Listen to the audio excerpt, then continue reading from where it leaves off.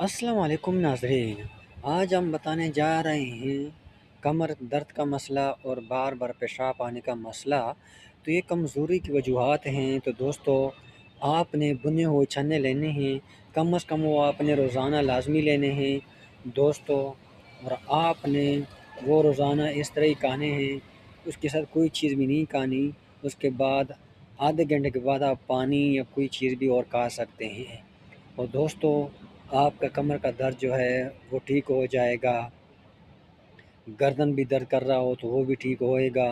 तो दोस्तों, आपका जो बार बार पेशाब का मसला है वो भी इसमें ख़त्म हो जाएगा। विटामिन डी और विटामिन सी का कमी होती है, उसकी वजह से पेशाब का मसला आता है और शुगर का भी मसला है।